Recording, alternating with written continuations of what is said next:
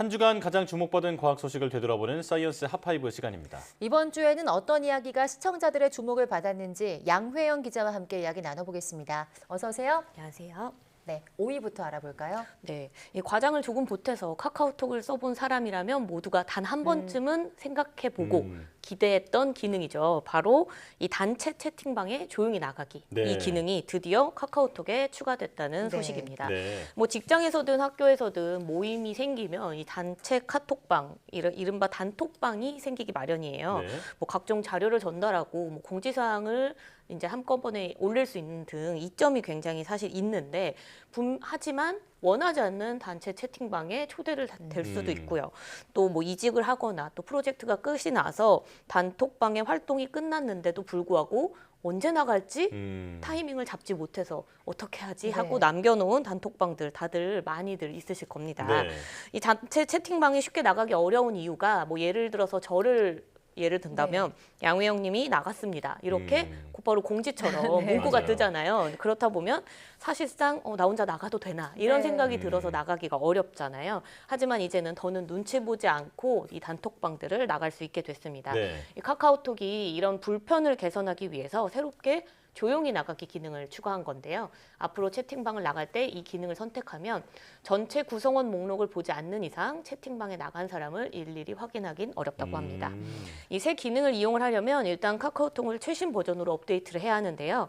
카카오톡 상단에 톱니바퀴 모양의 설정 버튼을 누르고 이 카카오톡 실험실 항목이 있습니다. 이 실험실 항목에 들어가 보면 채팅방 조용히 나가기 기능이 있는데 이거를 활성화시키면 사용할 수 있다고 합니다. 그렇군요. 저도 나가기 민망해서 놔둔 단톡방이 수십 개는 되는데 이제는 좀 정리할 수 있을 것 같습니다. 자, 4위 소식이죠? 네, 이 챗 GTP에 이어서 구글도 사람처럼 묻고 답하는 인공지능 챗봇 바드를 선보였다고 합니다. 이 180여 개 나라에서 서비스를 우선 공개를 했는데 네. 챗 GPT를 겨냥한 만큼 최신 언어 모델인 팜2를 탑재해서 기능을 많이 업그레이드 시켰다고 합니다. 이 팜2는요, 5,300억 개의 매개 변수를 바탕으로 과학이랑 수학에서도 추론 기능을 가지고 있고요. 또 코딩 작업도 할 수 있는 등 이 성능이 그만큼 좋아졌다고 합니다. 예. 또 바드는 질문과 답변 과정에서 시각 요소를 추가할 수 있다고 하는데요. 이게 뭐냐면 구글 렌즈를 장착하고 있기 때문에 사진을 질문에 넣으면 분석을 해준다거나 혹은 질문에 대한 답변으로 관련 이미지를 제시할 수도 있다고 합니다. 네. 또 현재 사용 중인 챗 GPT는 2021년까지의 자료만 분석한 내용으로 답변을 하고 있지만 이 구글의 바드 같은 경우에는 실시간으로 학습해서 답변을 한다는 차이점도 있습니다. 그런데 이 무엇보다 큰 차이점은 사실 한국어 서비스가 가능하다는 겁니다. 예. 챗 GPT도 물론 한글로 써보신 분들이 있으실 예. 텐데 챗 GPT는 영어 답변을 단순히 번역해서 보여주는 수준이거든요. 하지만 구글의 바드는 영어와 함께 이 한국어와 일본어 서비스 이 3개 국어를 우선 첫 지원을 하고 있습니다. 네. 이 순다르 피차이 이 구글 최고 경영자는요, 이 한국어와 일본어는 기존에 있는 이 영어 체계와는 매우 다르기 때문에 새로운 것을 시도하는데 매우 큰 도움이 됐다 이렇게 이야기를 하면서 기술적인 측면에서도 이 한국과 일본이 최첨단 시장을 가지고 있기 때문에 이 시장의 진출을 확대시켰다는 것이 큰 가치가 있다라고 설명을 했습니다. 구글은 앞으로 40개 언어로도 이번 서비스를 확대할 예정이라고 하고요. 이 바드가 결합된 검색 엔진도 몇 주 안에 시범 운영을 시작한다고 밝혔습니다. 네. 자, 그런데 이런 인공지능 챗봇이 매번 정확한 답을 내놓는 것은 아니잖아요. 저도 그 대학원 졸업 시험 준비하면서 써봤는데 네. 아예 없는 답을 만들어내기도 하더라고요. 네, 맞습니다. 이 챗 GPT나 바드를 사용해 보신 분들이라면 이 정말 사람처럼 답변이 정말 술술 나온다 맞아요. 이렇게 느끼실 텐데 앵커께서 말씀하신 대로 정확하지 않는 답도 너무 자연스럽게 말하다 보니까 간혹 이제 오해의 소지가 생길 수 있거든요. 그래서 우리 정부가 이 중앙행정기관과 지방자치단체에 챗 GPT를 만약에 활용을 할 경우에는 답변에 대한 사실 여부를 반드시 확인해라 이렇게 강조를 했습니다. 네. 이 행정안전부는 생성형 인공지능의 한계가 이 거짓된 정보를 생성하거나 또 AI 학습에 이용되는 과정 안에서 개인정보 등의 중요 정보가 유출될 가능성이 있기 때문에 이 공무원들이 만약 챗 GPT를 통해서 질문을 입력할 때 개인정보가 누출되지 않도록 굉장히 주의를 해야 한다 이렇게 당부를 했고요. 또 챗 GPT가 내놓은 답변이 반드시 사실이 아닐 수 있는 만큼 사실 검증과 확인을 꼭 거쳐야 한다고 강조했습니다. 아, 네, 예. 최근 또 이러한 인공지능 발전으로 생활이 굉장히 편리해지고 있는데요. 그에 대한 제대로 된 규제도 중요하고 또 자체 점검도 굉장히 중요해 보이는 요즘입니다.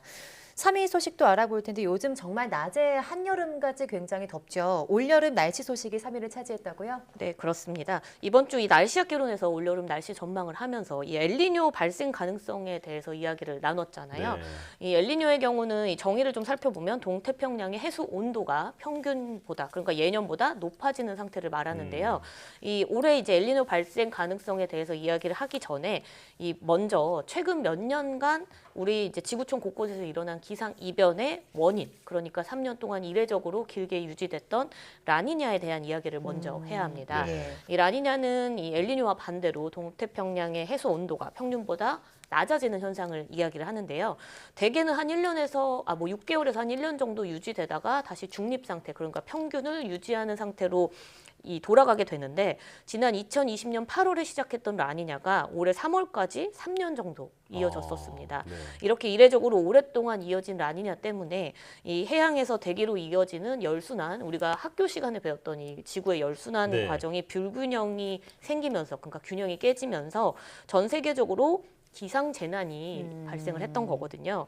그런데 다행히 라니냐 이후 중립 상태를 잠시 보였던 이 동태평양의 수온이 이제는 예년보다 높은 엘니뇨 상태로 접어들었던 건데 이게 기상학자들이 예상했던 속도보다 더 빠르게 접어들면서 이 오는 9월에는 슈퍼 엘니뇨 발생 가능성까지 최근에는 전망이 되고 있다고 합니다. 네. 네, 최근에 뭐 동남아는 벌써 엘니뇨의 영향을 받고 있다 이런 기사도 있던데요. 우리나라는 아마 올 여름 중에 엘니뇨를 겪게 될 것으로 보이는데요. 엘니뇨가 발달하면 우리나라에는 어떤 영향을 미칠까요? 네, 여름철 엘니뇨가 만약에 우리나라에서 발달을 하면 우선 무더위를 몰고 오는 이 고기압의 영향권의 확장이 늦어진다고 합니다.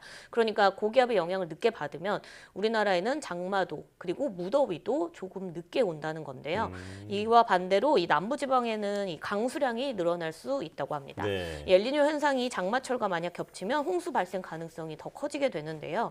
집중호우 또 홍수 같은 것들이 올 여름에 예보가 돼 있는 만큼 시설물 관리가 미리미리 되어야 합니다. 특히 남부지방의 폭우가 잦아질 수 있다고 예상이 됐잖아요. 그런데 지난해 태풍 흰남노가 이 아주 그러니까 피해를 입었던 네. 이 경북 포항이나 경주 같은 곳은 사실상 또 한 번 비가 오게 되면 더 큰 피해가 발생할 수 있기 때문에 그렇군요. 주의를 해야 하고요.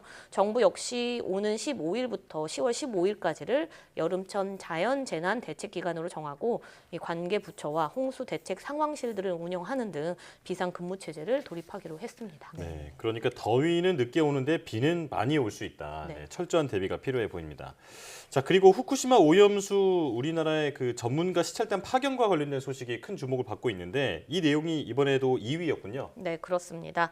이 한일 정상회담을 계기로 양국이 후쿠시마 원전에 한국 전문가들로 구성된 시찰단을 파견하기로 합의를 했죠. 네.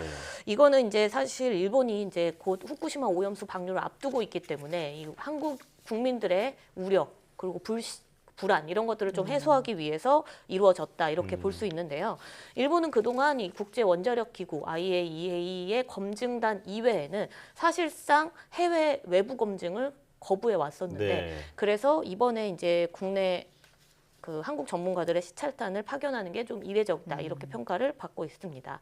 그래서 이 우리 정부는 이번 시찰단을 최고의 전문가로 구성하겠다고 밝혔는데요. 인원은 한 20명 안팎 정도로 보고 있고요. 또 후쿠시마 원전에 대한 안전성 검토를 그동안 해왔던 전문가들을 위주로 구성을 하겠다고 밝혔고 최종 명단은 다음 주쯤에 확정이 될 것이라고 이야기했습니다.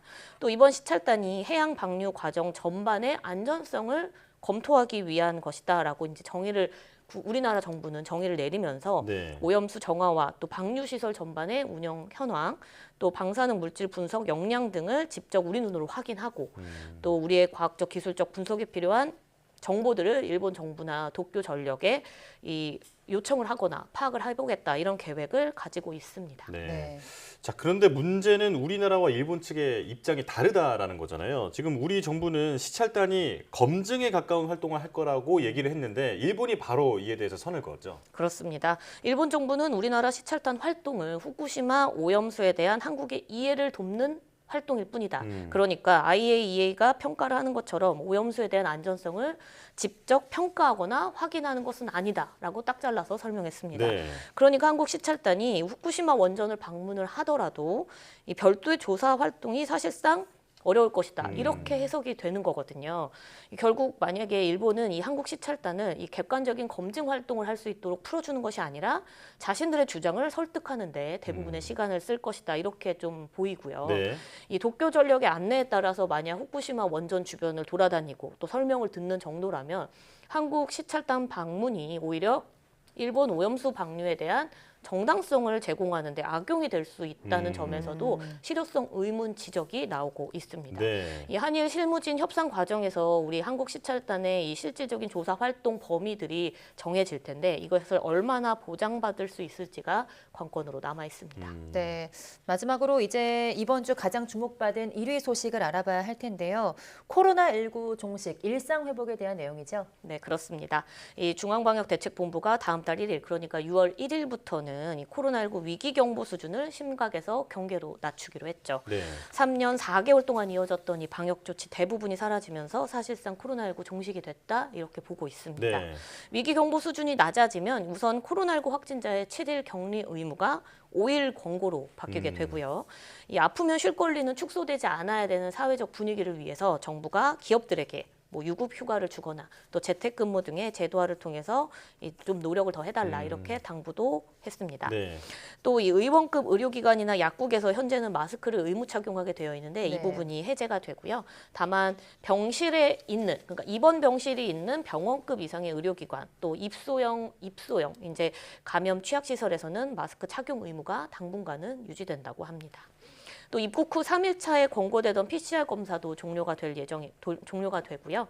또 매일 발표하던 확진자 통계가 주 1회로 바뀌고 코로나19 대응 체계도 바뀌었는데 지금 현재 범정부 차원에서의 이 중앙재난안전대책본부가 이 복지부 장관이 지휘하는 중앙사고 수습본부 체계로 전환됩니다. 네, 이제 정말 좀 3년 넘게 이어지던 코로나19 관련 조치들이 대부분 해제가 되는 것 같은데요.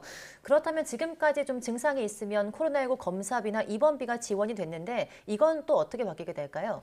네, 다행히도 이 정부가 코로나19 관련 의료 대응 또 국민들에 대한 이 생활비 지원과 같은 지원 부분들은 축소를 좀 천천히 하겠다 이렇게 밝혔습니다. 그래서 60세 이상의 이 고령자 그리고 또 의사의 소견이 필요해서 이 PCR 검사를 하는 경우는 여전히 무료로 진행을 할 수가 있게 되고요. 네. 진단 치료까지 원스톱으로 이제 진행이 가능했던 이 진료기간 이 만여곳도 그대로 유지하기로 했고 재택 치료자 상담도 현 체계를 유지하기로 했습니다.